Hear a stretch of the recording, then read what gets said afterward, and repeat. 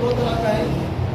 एक इल्म वो है जो आदमी को अपने दीन और अक़ीदे की हिफाजत कर सके, जिससे आदमी अपने दीन को और अपने अक़ीदे को बचा सके। उसके साथ साथ ये हम लोग तालीम हासिल कर रहे हैं कि हमें दरअसल अल्लाह ही की तरफ ले जाने वाली है। इस तालीम से अगर अल्लाह मकसूद है और अल्लाह ताला की ज़ात हमें हासिल हो जाए अच्छी तालीम, तो बराबर ये कि इल्म हासिल करना और अक़ीदे का इल्म हासिल करना कि हर मुसलमान की ज़िम्मेदारी है। इसलिए कुरान पाक में अल्लाह ने जा बचा फरमाया कि इल्लल्लज़ीना आमनू व अमीलुस सालिहात, मैंने कहा कि अपने ईमान और अक़ीदे को महफूज करो, उसके बाद फिर नेक अमाल आपके कबूल होंगे। अगर आपका अक़ीदा ठीक नहीं है तो फिर आप जितनी नमाज़ें पढ़ो, जितने रोज़े रखो, जितनी जिक्र करो, कोई काबिल कबूल नहीं होगा। इसलिए अक़ीदा हमारी बुनियाद है, हमारे दीन और मज़हब की बुनियाद अक़ीदा है। अक़ीदा हमें वो करना है जो हमारे जनाब नबी अकरम सल्लल्लाहु अलैहि वसल्लम और अहले बैत और तमाम सहाबा किराम से जो हमें अक़ीदा मिला है, उस अक़ीदे पर हमारी ज़िंदगी होगी तो हमारे आमाल सालिहा कबूल होंगे।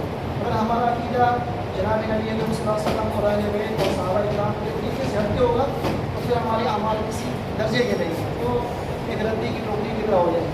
इसलिए अक़ीदे को पहचानना ये हर मुसलमान की जिम्मेदारी है। तो अक़ीदे बहुत सारे हैं, जैसे हम ईमान मुफस्सल, ईमान मुश्तक़ आपने पढ़ा होगा, या कीजिए आमनतु बिल्लाहि व मलाइकतिही व कुतुबिही व रुसुलिही। इसमें 6 चीज़ों का मैंने जिक्र फरमाया हदीस पाक के अंदर कि अल्लाह पर ईमान लाते हैं, आखिरत के दिन पर ईमान लाते हैं, किताबों पर अल्लाह की तरफ नाज़िल शुदा किताबें हैं और अम्बिया हैं, रसूल हैं, सब पर ईमान लाते हैं और मरने के बाद दोबारा उठने की ज़िंदगी पर ईमान लाते हैं। तो ये अक़ीदे हैं हमारे।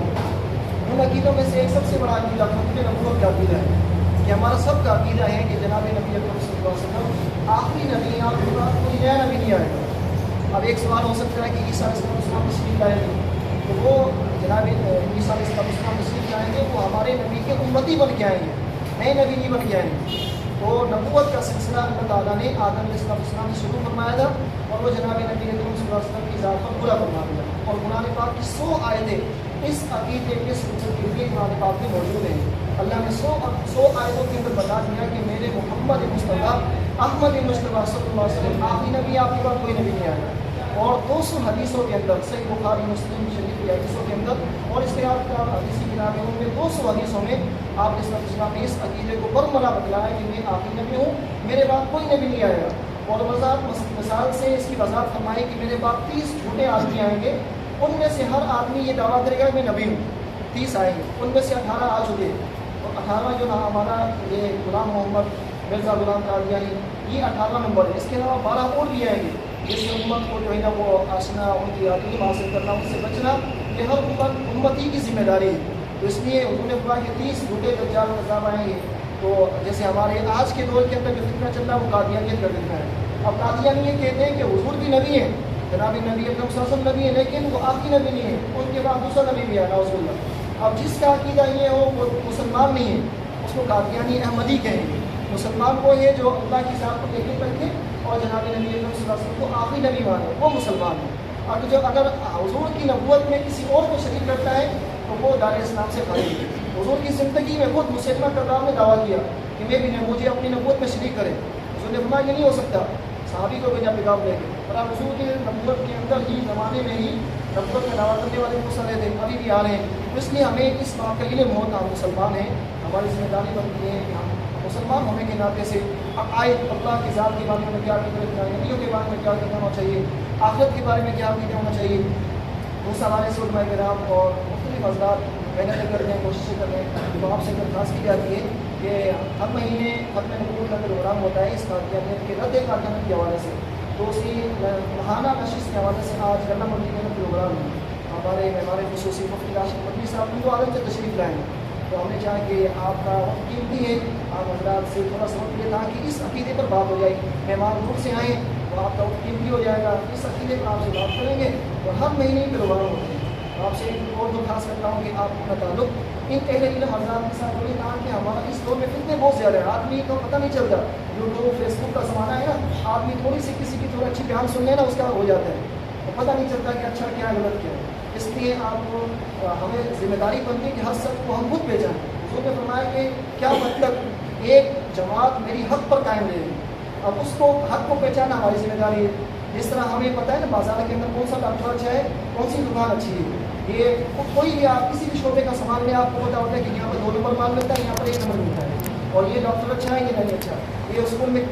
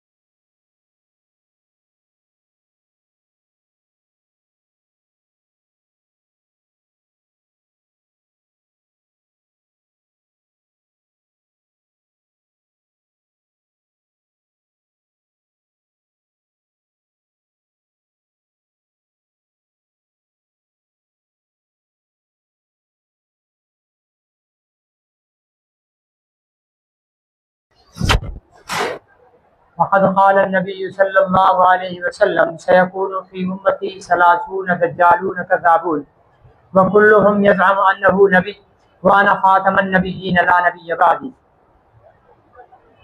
औ कमा क़ाल अलैहि सलातु वस्सलाम। इंतहाई काबिल एहतराम मोहब्बत अजीज़ तलबा साथियों, मुफ्ती साहब अवां सामो अक़ीदा ख़त्म नबूवत की अहमियत के बयान फरमायो। अक़ीदा ख़त्म नबूवत जो मतलब छा है, इन जो मफ़हूम छा है, इस्लाम में अक़ीदा ख़त्म नबूवत की अहमियत छा है। अक़ीदा ख़त्म नबूवत जो मतलब इहो आहे त अल्लाह साईं इंसाननि जे लाइ जेके हिदायत जे लाइ अंबिया अलैहिमुस्सलातु वस्सलाम पंहिंजा नेक बंदा उन्हनि खे नबूवत ऐं रिसालत अता फरमाए मोकिलियो दुनिया में, उहो सिलसिलो हज़रत आदम अलैहिस्सलाम खां शुरू थियो ऐं हज़रत मुहम्मद रसूलुल्लाह सल्लल्लाहु अलैहि वसल्लम ते उहो सिलसिलो पंहिंजी पाए तकमील ताईं पहुतो। हाणे आख़िरी पैगम्बर हज़रत मुहम्मद रसूलुल्लाह सल्लल्लाहु अलैहि वसल्लम आहे ऐं पैगम्बर सल्लल्लाहु अलैहि वसल्लम जन खां पोइ क़यामत ताईं हाणे ॿियो को नबी न ईंदो।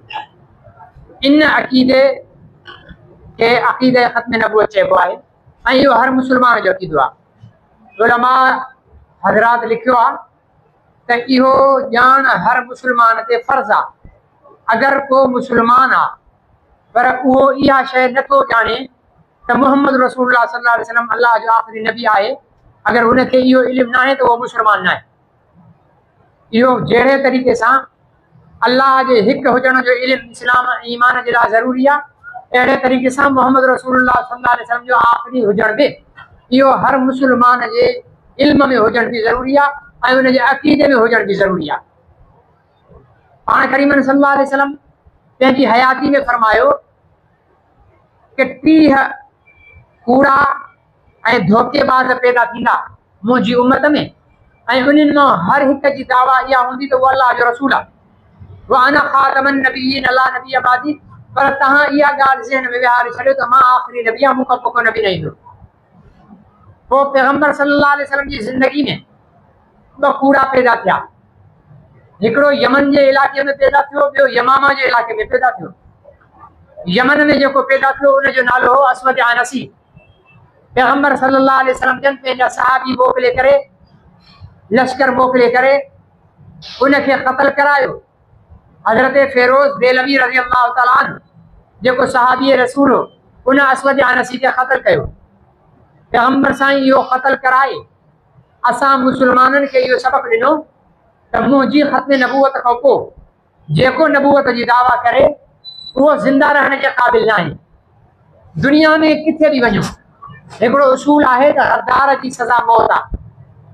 तव्हां अमेरिका में वञो, तव्हां रूस में वञो, तव्हां चाइना में वञो, दुनिया जे कंहिं बि ख़िते में वञो, उते गद्दार जी सज़ा मौत आहे। ॾोहीअ जे लाइ सज़ा हूंदी आहे, को जेल हणी छॾियो, को कोड़ा हणी छॾिया, को ॾंडु विझी छॾियो, पर गद्दार जे लाइ न कोड़ो आहे, न जेल आहे, न ॾंडु आहे, उनजे लाइ सज़ा मौत आहे।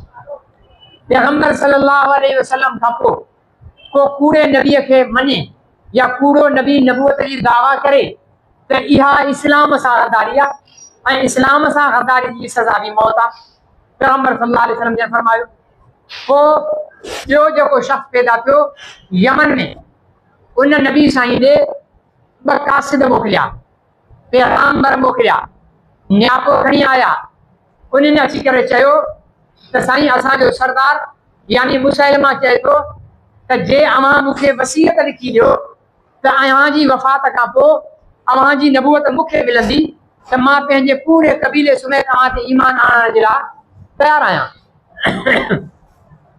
पैगम्बर सल्लल्लाहु अलैहि वसल्लम जन जॾहिं इहा ॻाल्हि ॿुधी ज़मीन तां हिकिड़ो कखु खयों, कखु खणी करे उन्हनि खे चयूं त वञी करे तव्हां पंहिंजे मुसलमा खे ॿुधायो त नबूवत ॾियणु कंहिं इंसान जो इख्तियार न आहे ऐं नबूवत का इंसान जी देन न आहे, बल्कि नबूवत अल्लाह रब्बुल इज़्ज़त जी देन आहे ऐं अल्लाह रब्बुल इज़्ज़त जंहिंखे नबूवत ॾियणी ई ॾेई छॾी। हाणे मां आख़िरी नबी आहियां, मूंखां पोइ ॿियो को नबी न आहे। पैगम्बर सल्लल्लाहु अलैहि वसल्लम जॾहिं हिन दुनिया में पर्दो फरमाए विया, पाक करीमन सल्लल्लाहु अलैहि वसल्लम जो पहिरियों ख़लीफ़ो हज़रत सैयदना अबू बकर सिद्दीक़ रज़ी अल्लाह तआला अन्हु जे दौर में यमामा में मुसलमाननि जो लश्कर हज़रत ख़ालिद बिन वलीद रज़ी अल्लाह तआला अन्हु जी सिपह सालारी में नबी हज़रत अबू बकर सिद्दीक़ मोकिलियो। पोइ मुसलमा कज़ाब सां जंग थी, उन मुसलमा कज़ाब खे ऐं उन जे मञण वारनि खे क़तल कयो वियो ऐं 1200 सहाबा इकराम उन ख़त्म नबूवत जे जिहाद में शहीद थिया। मुंहिंजा अज़ीज़ साथीअ, इहे थिया उन वक़्तु। तव्हांजे साम्हूं मुफ़्ती साहिबु ॿुधारियो त नबी साईं फरमायो त 30 दज्जाल पैदा थींदा। कुझु दज्जाल पैदा थी चुका, कुझु दज्जाल पैदा थींदा, थी चुकियनि मां जेको आख़िरी दज्जाल आहे उनजो नालो हो मिर्ज़ा ग़ुलाम अहमद क़ादियानी।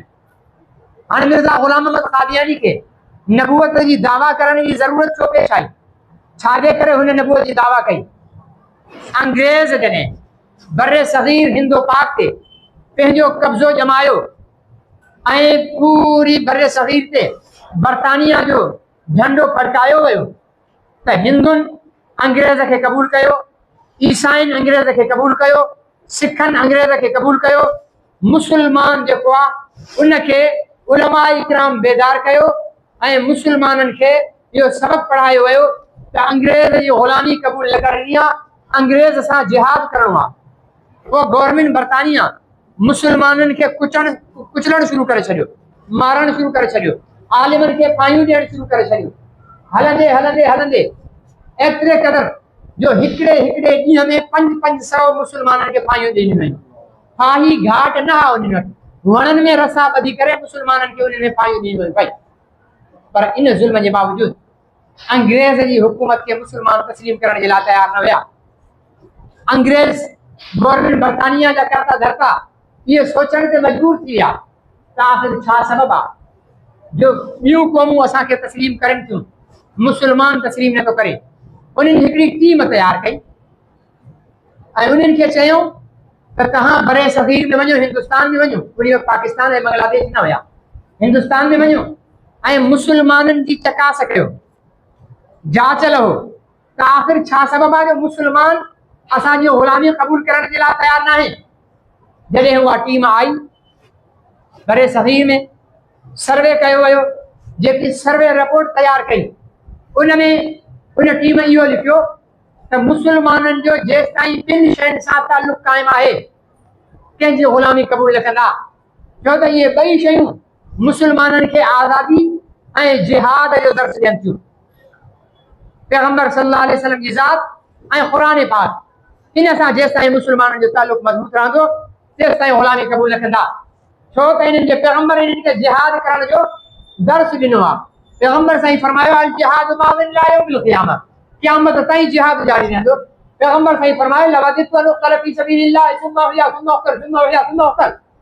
पैगम्बर साईं फरमायो त मूंखे इहा शइ पसंदि आहे, महबूब आहे जो मां अल्लाह जे रास्ते में क़तल थियां, वरी ज़िंदा थियां, वरी क़तल थियां, वरी ज़िंदा थियां, वरी क़तल थियां, वरी ज़िंदा थियां।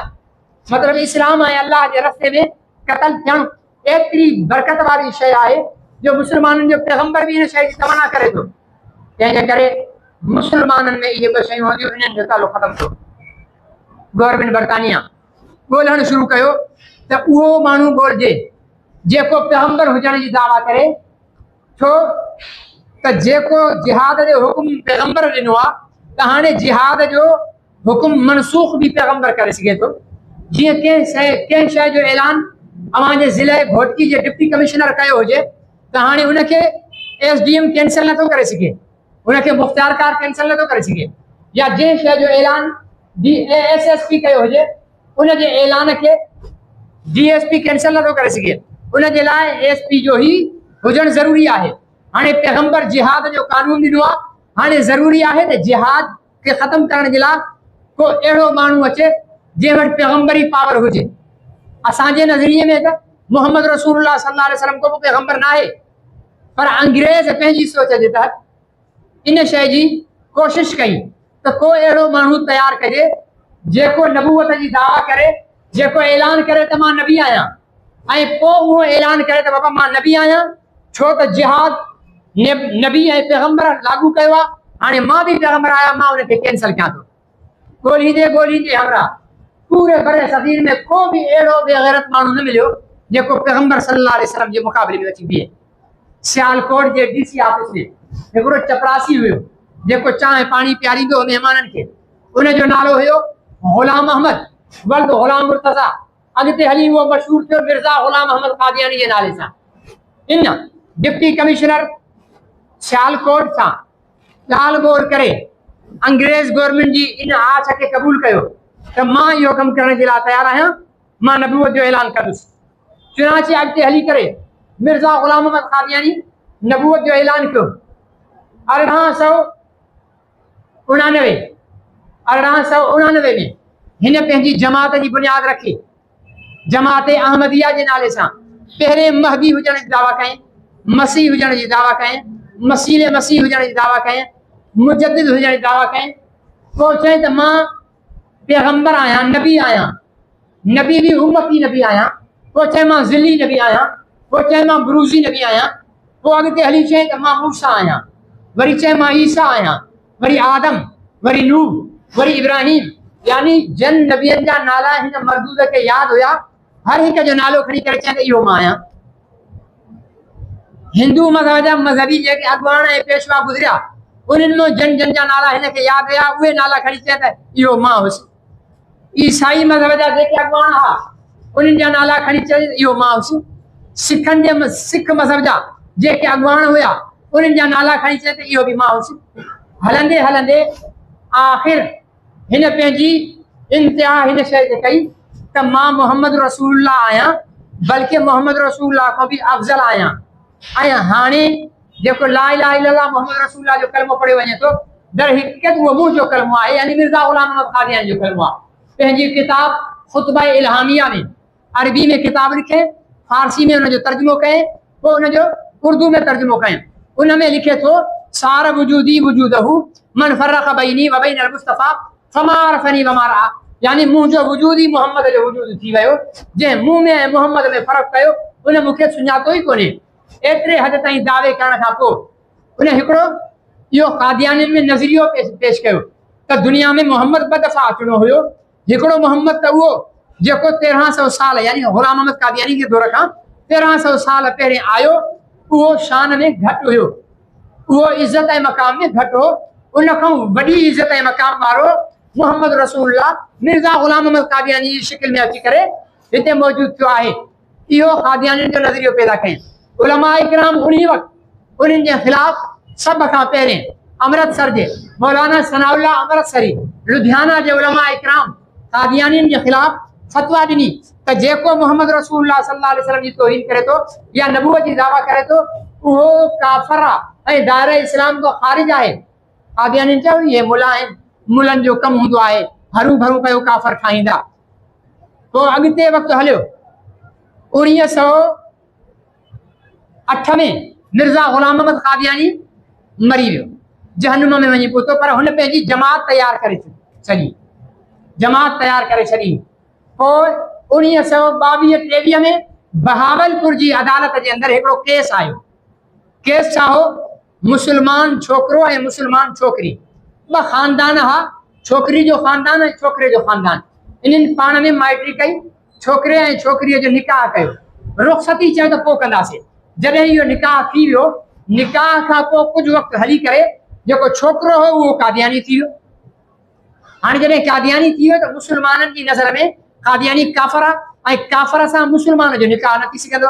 छोकिरी वारनि चयो असां पंहिंजी छोकिरी तोखे न ॾींदासीं, छो त तूं काफ़िर आहीं, क़ादियानी थी वियो आहे। हुन अदालत में, बहावलपुर जी अदालत में, उन वक़्तु बहावलपुर रियासत हुई, नवाब मोहम्मद सादिक बहावलपुर जो जेको नवाब हुयो, उन बहावलपुर जी अदालत में केस कयो छोकिरी जे माइटनि जे ख़िलाफ़ त मां असली मुस्लमान आहियां, ही मूंखे हरू भरू काफ़िर चवनि था, मां हक़ीक़ी ऐं सुठो मुस्लमान आहियां, मूंखे मुंहिंजी घरवारी ॾिनी वञे। जॾहिं अदालत में केस वियो, अदालत नोटिस कढिया छोकिरी जे माइटनि खे, छोकिरी जे माइटनि उलमा सां राब्तो कयो, उलमा अदालत में विया, अदालत में केस विढ़ियो।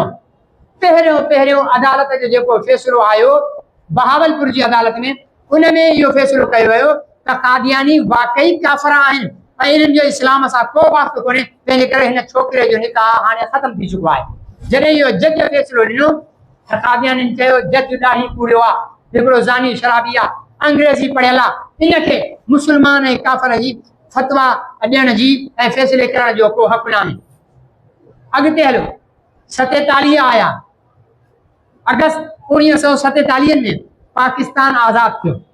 जॾहिं पाकिस्तान महाराज वजूद में आयो त पाकिस्तान जो बानी मिस्टर मोहम्मद अली जनाह उन जेकी काबीना ठाही उन काबीना में जेको वज़ीर ख़ारजा हुयो उहो हो ज़फ़रुल्लाह खान कादियानी।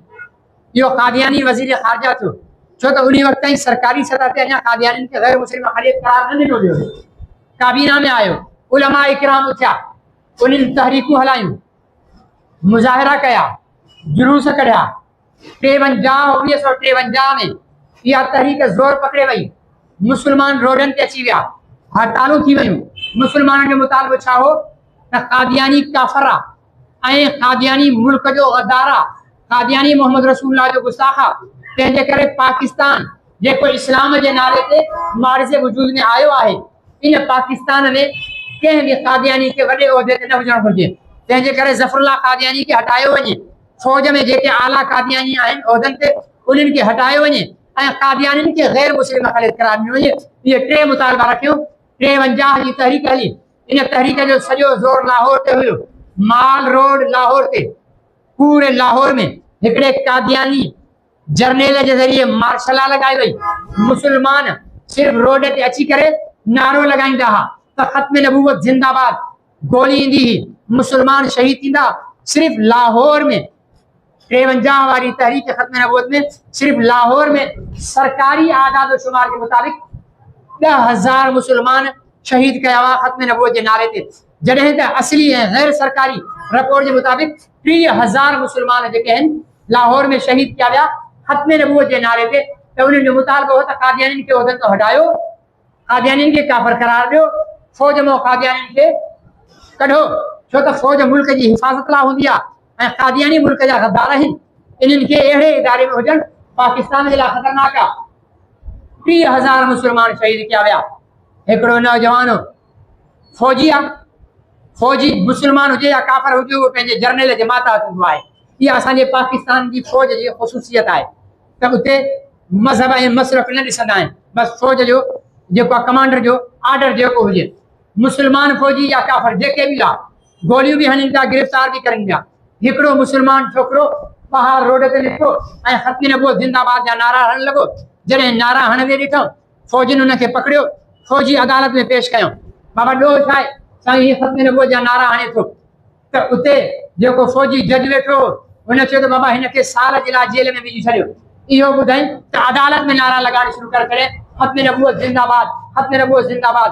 जज ॾिठो त भेण हे त हिकिड़े साल जी सज़ा जी कैद ते डिॼे ई नथो।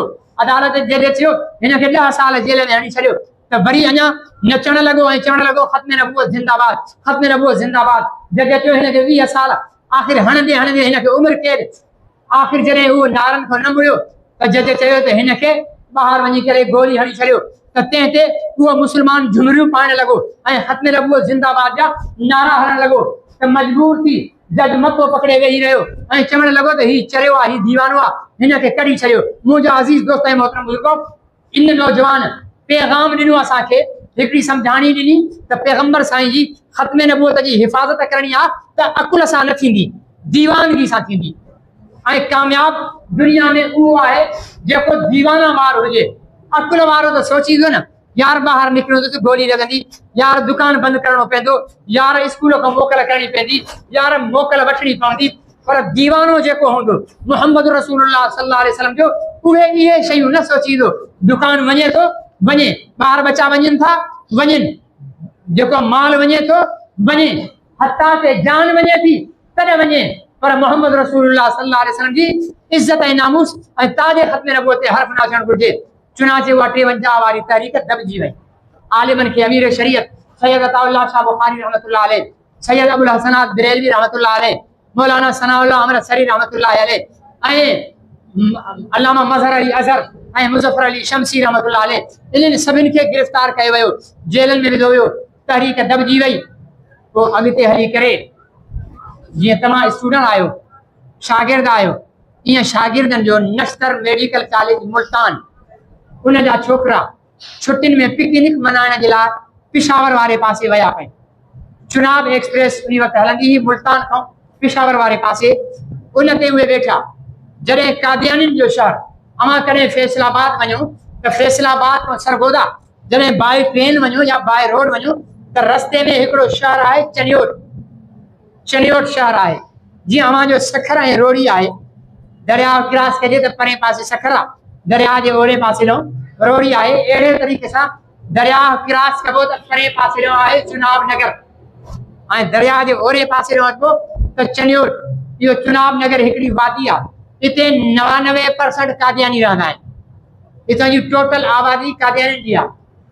कंहिं उन वक़्त में 70 वारे ॾहाके में मुस्लमाननि जी हिते दाख़िला बंदि हूंदी, को मुस्लमान हुते न वञी सघंदो हो। नस्तर मेडिकल कॉलेज जा शागिर्द पिकनिक लाइ विया पिए चनाब एक्सप्रेस ते। इहा चनाब एक्सप्रेस जॾहिं कादियानियुनि जे शहर चुनाव नगर, हाणे हुनजो नालो आहे चुनाव नगर, पर कादियानियुनि जे तरफ़ हिनजो नालो रखियल हो रबवा। रबवा स्टेशन ते जॾहिं इहा ट्रेन पहुती त कादियानियुनि जी आदत हूंदी त पंहिंजा लिटरेचर पंफलेट उहे मुस्लमाननि में तक़सीम कंदा, पंहिंजे पूरे मज़हब जी तबलीग लाइ। मुस्लमान शागिर्दनि खे जॾहिं ॾिठो पंफलेट ॾिनो, हुननि मिर्ज़ा ग़ुलाम अहमद कादियानी जी तस्वीर ॾिठी त हुननि नारा हणणु शुरू करे छॾिया, मिर्ज़ा ग़ुलाम अहमद कादियानी ते लानत, मिर्ज़ा ग़ुलाम अहमद कादियानी जे पैरोकारनि ते लानत। इहा कादियानियुनि खे ॻाल्हि वणी न। कादियानियुनि जी जेकी होंडा फोर्स हुई उन प्लान ठाहियो। इहे जॾहिं विया पए त 22 मई 1974 जी तारीख़ हुई, ऐं इहे पिकनिक मराए जॾहिं वापसि आया पए त 29 मई 1974, 29 मई 1974 जॾहिं इन गाॾीअ में मुस्लमान शागिर्द मोटिया पए त इन्हनि नारा हया न कादियानियुनि जे ख़िलाफ़। हाणे कादियानियुनि खे बाहि हुई, हुननि चयो इन्हनि छोकिरनि खे असां कुटींदासीं। इन्हनि खे रेल में अंदरि विया, बोगी में वञी करे डंडनि सां, भाटियुनि सां, खंजरनि सां मारणु शुरू करे छॾियो। शागिर्द ज़ख़्मी करे छॾियो, कनु कटिजी वियो, नकु कटिजी वियो, हथ भञी छॾियो। इहो जॾहिं अधु कलाक ट्रेन खे उते बीहारे मुस्लमान शागिर्दनि खे तशद्दुद जो निशानो बणायो वियो। पोइ ट्रेन खे हलायूं। इहा ॻाल्हि फैसलाबाद, अॻियो चनियोट आहे, चनियोट खां पोइ फैसलाबाद आहे। फैसलाबाद जॾहिं पहुती, फैसलाबाद में असांजो हिकिड़ो बुज़ुर्ग हो ख़त्म न पहुचो, हुनजो नालो हो मौलाना ताज महमूद रहमतुल्लाह अलैह। उहे स्टेशन ते पहुता, उन्हनि नौजवान शागिर्दनि खे फौरन एम्बुलेंस में विझी करे अस्पतालनि ॾे रवाना कयो। फैसलाबाद शहर खे बंदि कयो वियो, हड़ताल शुरू थी वई। हाणे हितां तहरीक हली त बाबा कादियानियुनि खे काफ़िर करार ॾिनो वञे चुनाचे। इहा तहरीक मई 29 मई खां शुरू थी। तहरीक हलंदे हलंदे हलंदे हड़तालूं थियूं, जुलूस निकिता, उलमा जूं गिरफ़्तारियूं थियूं। उन वक़्त जो वज़ीर आज़म शहीद ज़ुल्फ़िकार अली भुट्टो मरहूम हुयो, उनजी हुकूमत हुई। भुट्टे साहब आलिमनि सां वादो कयो त मां कादियानियुनि खे गैर मुस्लिम करार ॾींदुसि। चुनाचे असेंबली में 13 ॾींहं कादियानियुनि सां बहस थी, आर्ग्यूमेंट थिया, उन्हनि सां सवाल जवाब थिया।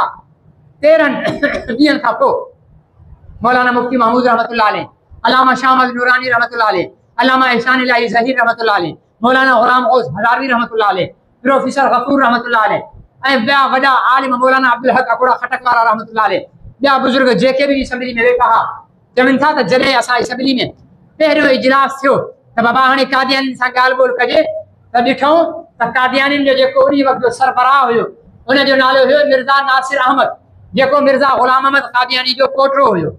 मिर्ज़ा ग़ुलाम अहमद कादियानी जो पोटो हुयो। असेंबली में दाख़िल थिए थो, कहिड़ी कैफ़ियत आहे, कहिड़ो मंज़र आहे, सफ़ेद दाढ़ी अथसि, अछी खीर जहिड़ी दाढ़ी अथसि, अछो पटको पातल अथसि, हथ में लठ अथसि, जेकी सुनत जे मुताबिक़ लठ खणबी आहे। हथ में लठ अथसि, ॿिए हथ में तस्बीह अथसि, अच्छा डिघा कपिड़ा पातल अथसि। जीअं असेंबली में दाख़िल थियो, उहे मेंबर जेके कादियानियुनि खे काफ़िर करार ॾियण लाइ वेठा हुया, उहे सभई एहतराम में उथी बीह रहिया ऐं आलिमनि ॾे ॾिसण लॻा त साईं मौलवी साहब तव्हां हिननि खे काफ़िर कयो था। अहिड़ो बुज़ुर्ग, नूरानी चेहरो, अच्छी दाढ़ी, अच्छो पटको, हथ में असा, ॿिए हथ में तस्बीह, अहिड़े नेक माण्हू खे काफ़िर कयो था। मुफ्ती महमूद रहमतुल्लाह अलैह फरमाइनि था थोरी देरि जे लाइ असांजो बि दिमाग़ फिरी वियो त हाणे छा कयूं। सॼी जेको असेंबली जो ऐवान आहे उनजा सभई मेंबर उथी बीठा आहिनि हिन जे एतिराम में। पोइ जॾहिं ॻाल्हि ॿोल शुरू थी, मुफ्ती साहब फरमाइनि था उलमा मिर्ज़ा नासिर को सवाल कयो त जेको मिर्ज़ा ग़ुलाम अहमद कादियानी खे नबी नथो मञे तव्हांजी नज़र में उहो छा आहे? छो त मिर्ज़ा ग़ुलाम अहमद कादियानी पाण लिखियो आहे, लिखो था जो मुझे नबी नहीं मानता या मेरी किताबों को मोहब्बत की नज़र से नहीं देखता वो कंजरियों की औलाद है और उनकी बीवियां कुतियों से बदतर हैं और वो खुद जंगलों के सुअर हैं।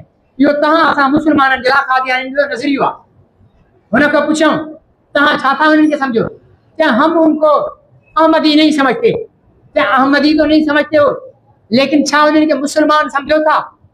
आखिर उलमा उनके मजबूर कयो असली अकीदो ज़ाहिर करण ते हुन ऐवान में मनियो त जेको गुलाम अहमद कादियानी के नबी नथो मने वो काफर आ। जॾहिं हुन इहा ॻाल्हि तस्लीम कई उलमा इकराम सॼे ऐवान खे चयो छा तहां मिर्ज़ा गुलाम अहमद कादियानी के नबी मनियो था? सभिनि चयो न। त उलमा फरमायो त जॾहिं तव्हां गुलाम अहमद कादियानी के नबी नथा मनो त हिन शख़्स जी नज़र में तव्हां सभु काफर आहियो। हाणे फ़ैसिलो तव्हां कयो त काफर तव्हां आहियो या काफर ही आहिनि। पोइ इहा बहस हली 13 ॾींहं हली उहा बहस। उहा असेंबली जी कार्रवाई मजलिस तहफ़्फ़ुज़ ख़त्म नबुवत उर्दू तर्जुमे में 5 जिल्दनि में शाये कई आहे। हाँ असांजे मजलिस तहफ़्फ़ुज़ ख़त्म नबुवत जे हितां जे अॻवान मौलाना मोहम्मद यूसुफ शेख साहब सां राब्ते में रहो। अव्हांखे अहिड़ा किताब अहिड़ा पंफलेट स्टीकर इहे सभु शयूं तव्हांखे मवाद मिलंदो। पोइ 7 सेप्टेम्बर 1974 जी उहा भलारी सुबुह आई जॾहिं शहीद जुल्फ़िकार अली भुट्टो जी क़यादत में असेंबली 100% मेंबरनि कादियानियुनि जे कुफ्र ते दस्तखत करे पाकिस्तान जो आइन बणाए छॾियो त कादियानी काफ़िर। हाणे हिकु दफ़ो तव्हां बि इहो छपजी गॾिजी करे उन असेंबली जी इन फ़ैसिले खे ताईद कयो त सभु मिर्ज़ा गुलाम अहमद कादियानी हुन जा पैरोकार केर आहिनि? सभु नथा ॻाल्हाइनि। मिर्ज़ा गुलाम अहमद कादियानी हुन जा पैरोकार केर आहिनि? काफ़िर आहिनि। इहो असेंबली में बहस थी। सुप्रीम कोर्ट ताईं कादियानी विया त असां ते ज़ुल्म आहे, असांखे काफ़िर करार ॾिनो वियो आहे। सुप्रीम कोर्ट में भी उलमा इकराम कादियानी जा अक़ीदा पेश कया, कादियानी जा किताब पेश कया। असांजो ईमान आहे, असांजो अक़ीदो आहे त पैगंबर सल्लल्लाहु अलैहि वसल्लम जन जेका शइ खाईंदा हुआ उहा पाक हूंदी। अगरि तव्हांजो बि इहो ई अक़ीदो आहे नबी साईं जेका शइ खाईंदा उहा छा हूंदी हुई? पाक हूंदी हुई। सिर्फ़ु खाइण वारी शइ पाक न हूंदी, नबी साईं जे पाइण वारी शइ बि पाक हूंदी। नबी साईं जंहिं जाइ ते वेहंदा हुआ उहा जाइ बि पाक हूंदी। नबी साईं जंहिं जाइ ते आराम फरमाईंदा उहा जाइ बि पाक हूंदी। जंहिं शहर में पैदा थिया उहो पाक, जंहिं शहर में वफ़ात पाता उहो पाक, जंहिं नबी साईं जे हथ ते कलमो पढ़ियो उहे सभई पाक। जेको जिब्राइल अमीन वही आणण वारो आहे उहो जिब्राइल पाक, जेकी वही आणे थो उहो क़ुरान पाक, हर शइ पाक। पर कादियानियुनि जे किताबनि में मिर्ज़ा गुलाम अहमद कादियानी पाण लिखियो आहे त हुज़ूर साईं ईसाइनि जे हथ जो ठहियल पनीर खाईंदा हुआ ऐं उन में सूअर जी चर्बी मिलंदी हुई। माज़अल्लाह, छा सूअर जी चर्बी पाक आहे? इहो पैगंबर सल्लल्लाहु अलैहि वसल्लम जी ज़ात ते हिकिड़ो गलीज़ हमलो आहे त नऊज़ बिल्लाह मुसलमाननि जो पैगंबर हराम खाईंदो हो। माज़अल्लाह, न ख़ाली कुफ्र कुफ्र सिर्फ़ इहो न आहे।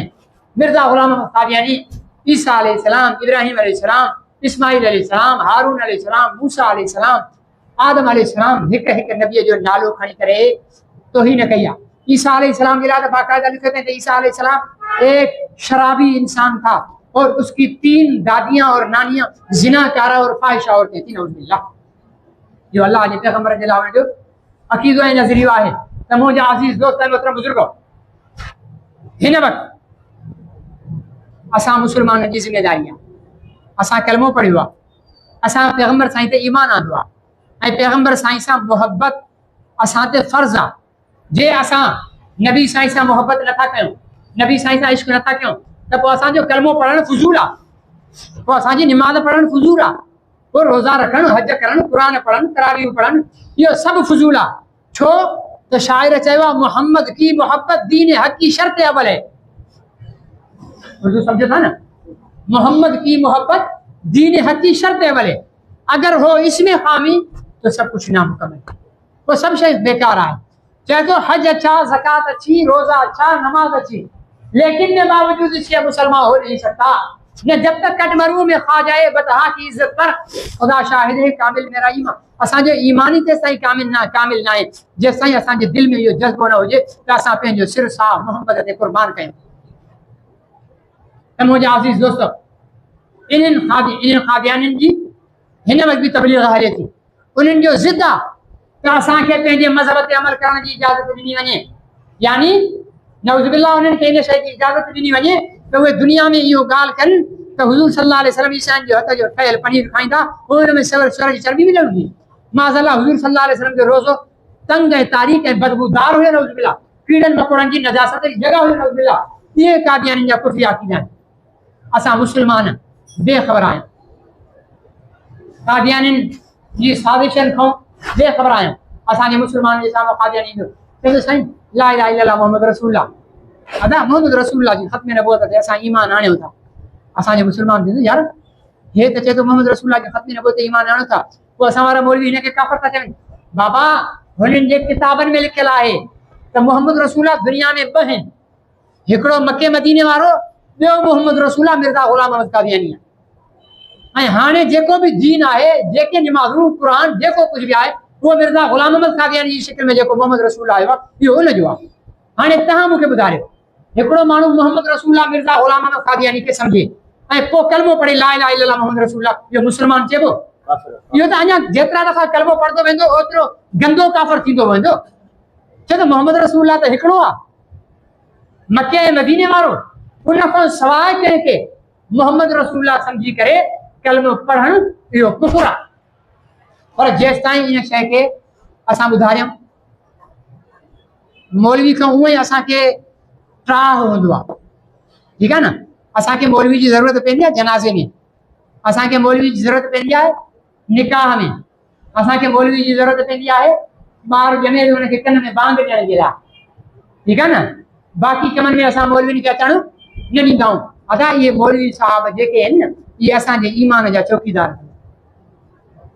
कंहिंखे चवंदा आहिनि अदा मौलवी साहब ईमान जो ठेकेदार आहे छा इस्लाम जो ठेकेदार आहे ठेकेदार न आहे पर इस्लाम जो असांजे ईमान जो चौकीदार असां उलमा सां गॾु वेहंदासीं उलमा सां गॾु जुड़ंदासीं कादियानीअ जे फितने खे सम्झंदासीं थी सघे थो त असांजे वास्ते में किथे को कादियानी हुजे असां उनखे तबलीग करे सघूं भला उनखे जे मुस्लमान कयोसीं तॾहिं बि ठीकु पर जे नथो थिए मुस्लमान त उन सां बाइकाट त कंदासीं उन सां लातालुक थींदासीं एतिरी त असांजी ज़िमेदारी आहे अल्हम्दुलिल्लाह इन कादियानी सां मुक़ाबले जे लाइ असांजे बुज़ुर्गनि हिकिड़ी जमात क़ाइमु कई हुनजो नालो आलमी मजलिस ताक़त नबूवत ऐं इन जमात जो हमारे घोटकी में यूनिट बाकायदा कायम है जिम्मेदार मौलाना मोहम्मद यूसुफ शेख साहब आए तव्हां पंहिंजी तालीम भी जारी रखो नबी साईं ख़त्म नबूवत जा चौकीदार बि थियो नबी साईं ख़त्म नबूवत जी चौकीदारी जे लाइ को बंदूक खणी बीहणु ज़रूरी न आहे को डंडो खणी बीहणु ज़रूरी न आहे नज़रियात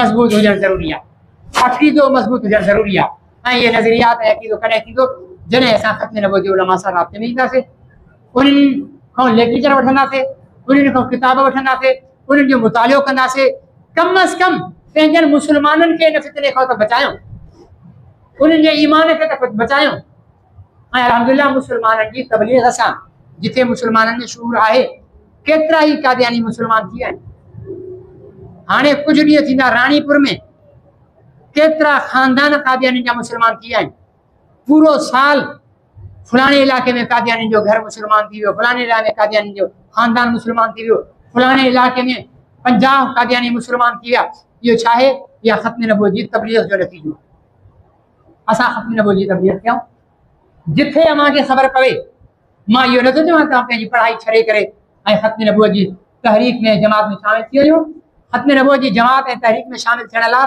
न पंहिंजो दुकान छॾण जी ज़रूरत आहे न कारोबार छॾण जी ज़रूरत आहे न पंहिंजी तालीम छॾण जी ज़रूरत आहे पंहिंजे पंहिंजे मक़ाम ते रही करे असां ख़त्म नबूवत जी चौकीदारी करे सघूं था नबी साईं जी इज़त ऐं नाम जी चौकीदारी करे सघूं मिसाल जे तौर ते अॼु कहिड़े इलाइक़े में असांजी प्रोग्राम गला मंडी में जेको प्रोग्राम आहे इशा जी निमाज़ खां पोइ अवां में जेके दोस्त उते पहुची सघनि था उहे पहुचनि न बि पहुची सघनि था तॾहिं बि भला चइनि ॿियनि खे दावत ॾियनि दादा गला मंडी में वञो ख़त्म नबूवत जो प्रोग्राम आहे ख़त्म नबूवत जो प्रोग्राम आम मज़हबी प्रोग्राम न आहे तबलीग इज्तिमा वांगुरु न आहे सम्झो न साईं ॿियनि कमनि वांगुरु न आहे ख़त्म नबूवत जो प्रोग्राम मतिलबु मोहम्मद रसूलुल्लाह सल्लल्लाहु अलैहि वसल्लम जी इज़त ऐं नामूस जे तहफ़ुज़ जो प्रोग्राम इन में मां शामिल थियो जिथे शामिल थी सघूं था उते थियो जॾहिं मूंखे ख़बर पवे त ख़त्म नबूवत जो प्रोग्राम आहे मां मौलाना यूसुफ साहब खे पंहिंजो नंबर ॾेई छॾियो साईं मोदी साहब मुंहिंजो नंबर अथव जॾहिं बि ख़त्म नबूवत जो घोटकी शहर में प्रोग्राम थिए मूंखे मैसेज कयो मूंखे व्हाट्सअप कयो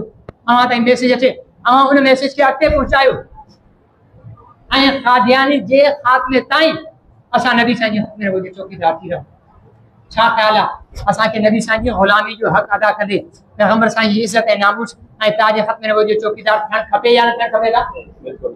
सभिनी खां ॻाल्हायूं तव्हां सभिनी मां निकिरो मां आहियां हिन हेतिरी देरि खां ॻाल्हायां थो ऐं हुन सां पाक ताईं आवाज़ पहुचे थो माशाल्लाह तव्हां सभई तंदुरुस्त वेठा हो पर मूं ताईं आवाज़ तव्हांजो कोन पहुचे छा असां ते इहा ज़िमेदारी आहे त असां नबी साईं जी ख़त्म नबूवत जो तहफ़्फ़ुज़ कयूं छा असां ते नबी साईं जो को हक़ आहे उन पैगंबर जो जंहिं 63 साल पंहिंजी ज़िंदगीअ जो हिकिड़ो हिकिड़ो लम्हो असांजे लाइ क़ुर्बान कॾहिं सजदनि में अलाह मुंहिंजी उमत खे बख़्श कॾहिं उहद में बीठो अलाह मुंहिंजी उमत खे बख़्श कॾहिं बदर में बीठो अलाह मुंहिंजी उमत खे बख़्श एतिरा सजदा कंदो आहे एतिरा सजदा कंदो जो अमर आयशा साईं फरमाए थी त नबी साईं सजदे में हा एतिरो सजदो कयो जो मूंखे शक थियो त रूह त परवाज़ न थी वियो आहे इहो असां पाकिस्तानियुनि जो सजदो त 2 मिंट कयूं त डिघो लॻंदो आहे न पुराणे दौर में सजदा ॾाढा डिघा हूंदा हुआ पर एतिरो डिघो जो माण्हू महसूसु करे त यार फोत थी वियो आहे इहो मामूली सजदो त न हूंदो छा घुरंदा हुआ पंहिंजी उमत साईं मुंहिंजी उमत खे माफ़ कर अलाह साईं मुंहिंजी उमत खे माफ़ कर उनजे ख़ताउनि खे माफ़ कर लक़द जाअकुम रसूलुम मिन अनफुसिकुम अज़ीज़ुन अलैहि मा अनितुम हरीसुन अलैकुम बिल मुमिनीन रऊफ़ुर रहीम भलाई उनखे तव्हांजी महबूबा ऐं तव्हांजो ॾुख तव्हांजी तकलीफ़ उनखे नापसंद आहे ऐं उनखे हिर्स आहे इन शइ जो त हीअ भलाई बि मुंहिंजी उमत खे मिले हीअ नेकी बि मुंहिंजी उमत खे मिले हे दर्जो बि मुंहिंजी उमत खे मिले पर अॼु हीअ उमत पैगंबर सल्लल्लाहु अलैहि वसल्लम जी इज़त नामूस जे मामले में ख़ामोश आहे मुंहिंजा अज़ीज़ दोस्तो इन में असांखे किरदारु अदा करणो पवंदो असां तव्हांखे इहा दावत कोन था चऊं त बंदूक खणो ऐं जिथे कादियानी मिले गुस्ताख़ रसूल मिले हणी ठोके मारे रखोसि न असां नज़रियाती जंग विढ़ूं था कानून जे दायरे में नबी साईं जो गुस्ताख़ तव्हांखे सिर्फ़ु हिकिड़ो वाक़ियो थो मां अर्ज़ु कयां पाकिस्तान जी अदालत जो तव्हां हैरान थींदव 1989 में 1989 जंग ऐं डान अख़बार में हिकिड़ो इश्तिहार छपियो 2 ॾींहंनि ताईं जंग अख़बार या फुल खोल बि पोइ हुनखे ॾिणो कबो हुनखे चोथ कबो त चौथ पेज जो हिकिड़ो इश्तिहार छपिजे थो बॉनिंजा कंपनी जो ड्रेसिस जो हुन में हिकिड़ो हमराह हेठियों धड़ ॾिनल आहे जिस्म जो हुन में हीअं पतलून पातल अथसि टंग ते टंग रखी वेठो आहे बीठो आहे बूट पातल अथसि पेशाब वारी जाइ ते लिखियल आहे मुहम्मद ऐं हिकिड़े बूटे ते लिखियल आहे अल्लाह ॿिए बूटे ते लिखियल आहे मुहम्मद इहो पाकिस्तान में इसराइल में न अमेरिका में न जर्मनी जापान में न पाकिस्तान में मुंहिंजा वालिद गिरामी हज़रत अल्लामा अहमद मियां हम्मादी साहब नवर अल्लाह मरक़दहू जेके आलमी मजलिस का सूबे सिंध जा अमीर आहे उन्हनि असांजे टंडे आदम शहर में थाणे में FIR दर्ज कराई इन्हनि जे ख़िलाफ़ जंग जे ख़िलाफ़ डांड जे ख़िलाफ़ बोनेंजा ऐं पैरागन कंपनी के खिलाफ 4 इदारा इन में ॾोह में मुलविस हुआ केस हलियो हिकिड़ो कानूनी तरीक़ो आहे पाकिस्तान की अदालत तव्हांखे ख़बर आहे शैतान जी आंड रहे पयो हल नस्लूं ख़त्म थी वेंदियूं पर फ़ैसिला न थींदा आहिनि हुननि अदालत में दरख़्वास्त ॾिनी हाई कोर्ट में त ही केस नाक़ाबिले समाअत आहे ही केस नाक़ाबिले समाअत आहे ठीकु आहे न 89 में केस दाख़िल थियो आहे 90 में हुननि दरख़्वास्त ॾिनी आहे 90 खां वठी करे 100 10 20 30 साल थी विया 2021 में सुप्रीम कोर्ट में 30 साल नबी साईं जी इज़त नामो जो केस धिका खाईंदो रहियो 30 सालनि खां पोइ असांजे सुप्रीम कोर्ट जे जजनि इहो फ़ैसिलो ॾिनो त हा इहो केस समाअत जे क़ाबिल आहे इहो पैगंबर साईं सां ज़ुल्म न इन्हनि जजनि जी माउ भेण ज़ाल जे रेप जो केस हुजे आहे पोइ 30 साल लॻाए न इन्हनि जे पीउ जे क़त्ल जो केस हुजे आहे पोइ इहे जज 30 साल लॻाए न लॻाए न छा नामूस रिसालत मोहम्मद रसूलुल्लाह सल्लल्लाहु अलैहि वसल्लम एतिरी लावारिस हस्ती थी वई आहे जो इस्लामी जमहूरियत पाकिस्तान की अदालत 30 साल सिर्फ़ु इहो फ़ैसिलो करे थी 30 सालनि में त ही केस क़ाबिल समाअत 30 सालनि खां फेस आयो जॾहिं क़ाबिल समाअत जो फ़ैसिलो आयो केस ताईं फरियादी बीमार थी करे बिस्तरे ते पई रहियो 2024 में अल्लाह के प्यारो थी वियो अल्लाह ना उहे गुस्ताख आज़ाद इहो छो आहे मुंहिंजा भाउर तव्हां तालीमी इदारनि में पढ़ो था तव्हां मां को अफ़सर थींदो को ताजिर थींदो अल्लाह साईं कंदो तव्हां मां के जज थींदा के सरकारी अफ़सर थींदा जे तहां जो नज़रियो ठहियल हूंदो ऐं तहां अदालत में हूंदो ऐं तहां जी अदालत जी कुर्सियुनि ते अगर मोहम्मद रसूलुल्लाह जी इज़्ज़त नामो जो केस आयो त इंशाअल्लाह तहां उन में सुस्ती न कंदव। तहां अफसर आयो ऐं तहां जी टेबल ते मोहम्मद रसूलुल्लाह सल्लल्लाहु अलैहि वसल्लम जी ख़त्म नबुवत जी फाइल आई त तहां उन में ताख़ीर न कंदव। या सुस्ती असां मुस्लमाननि जी आहे। अॼु असां अहद करे छॾियूं त असांजी ज़िंदगी में असांजी मौजूदगी में जॾहिं बि माल जी, जान जी, इज़्ज़त जी, आबरू जी, बचन जी कंहिं बि शइ जी कुर्बानी मोहम्मद रसूलुल्लाह सल्लल्लाहु अलैहि वसल्लम जे लाइ ॾियणी पई त इंशाअल्लाह असां ॾींदासीं। अल्लाह मूंखे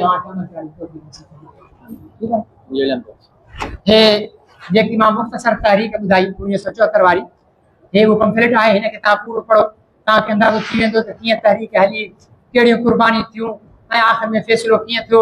हिकिड़ो मुख़्तसर शार्ट हुनजे जेको तहरीक जो जेको आहे किसो बयानु कयो वियो आहे। ऐं हिन खे पढ़ो, पढ़ी करे टेबल में उछलाए न छॾियो, बल्कि वरी ॿिए कंहिं मुस्लमान खे ॾियो, दादा हे तूं पढ़ ऐं उनखे इहो चओ दादा हे पढ़ी करे तूं न उछला, त इहो छा थींदो त हिकु किताब खे 10-12 माण्हू पढ़ी सघनि था। हीअ अमानत आहे असां वटि जमात जी। हे मुस्लमान चंदो ॾेई करे हे छपाईंदा आहिनि त हीअ अमानत आहे। हिनखे असां पढ़ी वरी उछलाए न छॾियूं, कबाड़े में न विकिणी छॾियूं त हिननि जे पननि ते पकोड़ा खपनि। इहो हिन तहरीक सां जेको आहे ज्यादती थींदी। अल्लाह ताला खां दुआ आहे त अल्लाह से तौफीक नसीब फरमाए। अल्हम्दुलिल्लाह रब्बिल आलमीन वल आक़िबतु लिल मुत्तक़ीन वस्सलातु वस्सलामु अला खातमिल अंबियाइ वल मुरसलीन व अला आलिहि व सहबिहि अजमईन। अल्लाहुम्मा इन्ना अला ज़िक्रिका व शुक्रिका व हुस्नि इबादतिक। रब्बना आतिना फिद दुनिया हसनह व फिल आखिरति हसनह व क़िना अज़ाबन्नार। रब्बना तक़ब्बल मिन्ना इन्नका अंतस समीउल अलीम व तुब अलैना या मौलाना इन्नका अंतत तव्वाबुर रहीम। सुब्हान रब्बिका रब्बिल इज़्ज़ति अम्मा यसिफून व सलामुन अलल मुरसलीन वल्हम्दुलिल्लाहि रब्बिल आलमीन। व सल्लल्लाहु तआला अला नबियिना मुहम्मद व आलिहि व सहबिहि अजमईन।